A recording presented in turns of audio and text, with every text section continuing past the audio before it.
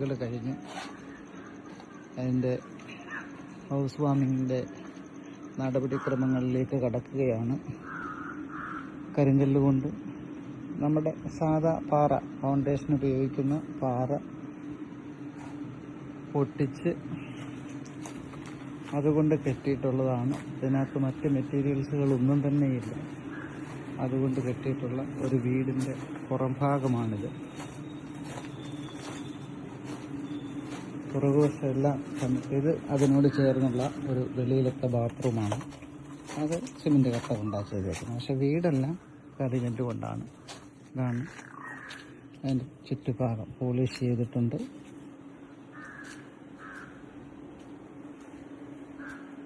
ഇതിന് ഷെയ്ഡ് വെച്ചിട്ടില്ല. ഷെയ്ഡ് എന്ന് പറയുന്നത് മൊത്തത്തിലുള്ള വാർപ്പ് ഇങ്ങോട്ട് തള്ളിയിട്ടേക്കുകയാണ്.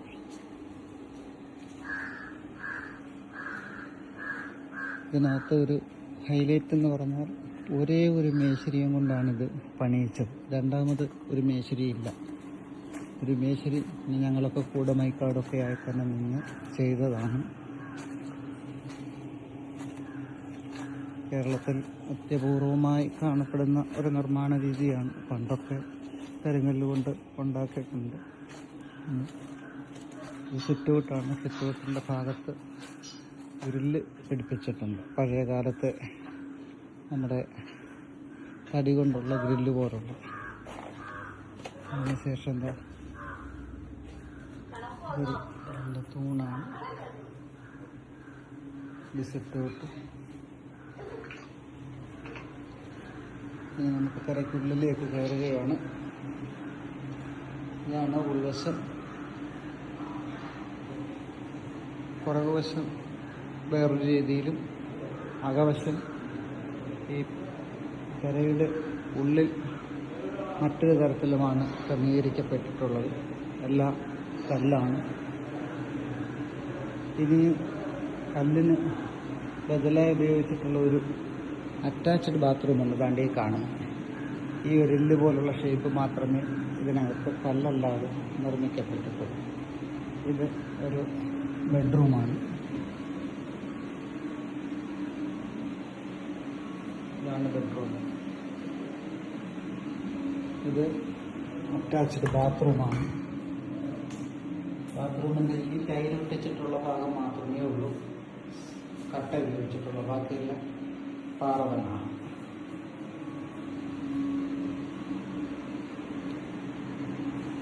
ഇത് ഹാളാണ്.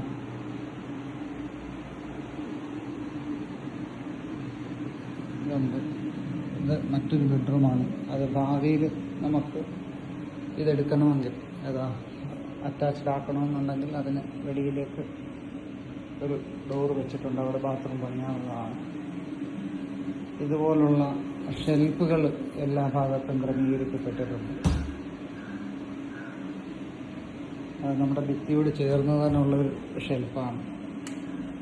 ആ ഷെൽഫ് പ്രത്യേകിച്ച് അതൊന്നുമില്ല. ഇനി അടുത്ത മുറി. ഈ വീട്ടിൽ 4 ബെഡ്റൂമാണ്. അതിൽ ഒരു ബെഡ്റൂം മാത്രമേ അറ്റാച്ച്ഡ് ആക്കിയിട്ടുള്ളൂ. ബാക്കിയെല്ലാം ഭാവിയിൽ അറ്റാച്ച്ഡ് ആക്കത്തക്കൊണ്ട് പുറകിലേക്ക് ഒരു ഡോർ കൊടുത്തിട്ടുണ്ട്.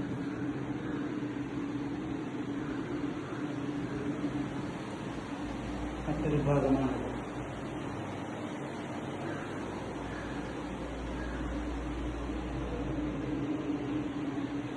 ഇവിടെ വാഷ് ബേസിനുണ്ട്. ഇവിടെ ഹാളിനോട് ചേർന്ന് തന്നെ വെളിയിലാണ് ആ വാഷ് ബേസിൻ ക്രമീകരിച്ചിരിക്കുന്നത്. മുമ്പേ 2 ബാത്റൂമാണ്. 2 ബാത്റൂമാണ് ഇവിടെ ഉള്ളത്. പിന്നെ നമുക്കുള്ളത് ഇത് സ്റ്റോർ റൂമാണ്. ഇതാണ് കിച്ചൺ, അടുക്കള. ഗ്യാസ് ഇവിടെ ക്രമീകരിക്കും. ഇതെല്ലാം തന്നെ കല്ലുകൊണ്ട് നിർമ്മിക്കപ്പെട്ടിട്ടുള്ള ഒരു പുതിയ നിർമ്മാണ രീതിയാണ്. അടുപ്പ് ഒറ്റയടുപ്പ് മാത്രമേ സെറ്റ് ചെയ്യപ്പെട്ടിട്ടുള്ളൂ.